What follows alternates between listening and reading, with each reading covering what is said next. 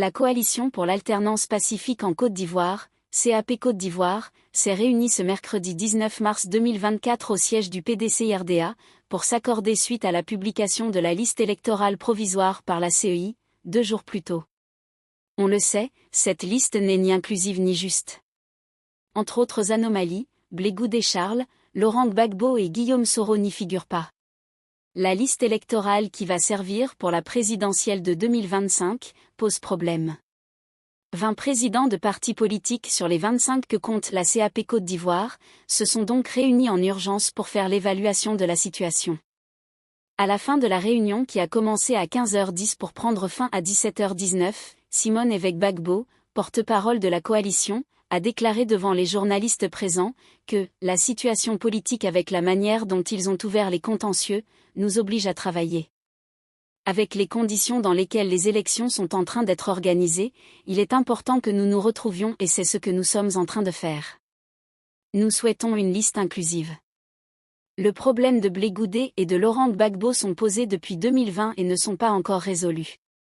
Il faut bien que le chef de l'État prenne la décision de régler ce problème. Il ne peut se régler qu'avec l'adoption d'une loi d'amnistie, a-t-elle dit avant de rappeler qu'à l'époque où la Côte d'Ivoire était en guerre du fait de l'attaque du pays par une rébellion qui a détruit des populations civiles, il était important de créer l'entente pour gérer le problème créé.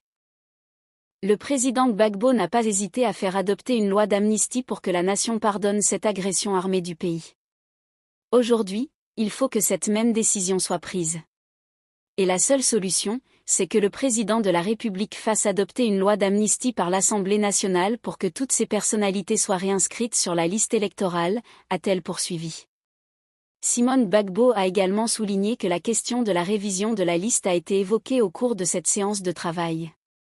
Le ministre Kaéric a précisé que « nous n'arrivons pas sur la scène politique avec le couteau entre les dents ». Pour lui, la CAP Côte d'Ivoire veut contribuer de façon positive à un climat apaisé, à des élections transparentes et inclusives. Il invite donc la CEI à jouer son rôle d'institution indépendante. Nous avons été conviés à la CEI lundi. Cette rencontre a été unilatérale, nous n'avons eu droit à la parole. Nos représentants ont été accueillis par des cargos. Nous n'avons pas besoin de ça. La CAP Côte d'Ivoire souhaite être une force de proposition pour des élections démocratiques, inclusives. La CEI ne peut pas continuer de nous traiter en adversaires, a-t-il soutenu. Selon la CEI, seulement 2 partis politiques ont demandé la révision de la liste électorale. Le ministre Kay dément cette assertion. Nous sommes plus de 25 partis à demander la révision de la liste électorale pour 2025. C'est légal et c'est constitutionnel. Dr Patrice Saraka, représentant de Blé Goudé, président du COJEP, a promis que les experts de la CAP Côte d'Ivoire vont travailler sur la liste électorale pour identifier ses insuffisances. Une seule a été demandée, l'audit de la liste électorale pour qu'on s'assure que cette élection est véritablement démocratique. Et tout porte à croire que c'est une minorité d'Ivoiriens qui vont prendre part à cette élection.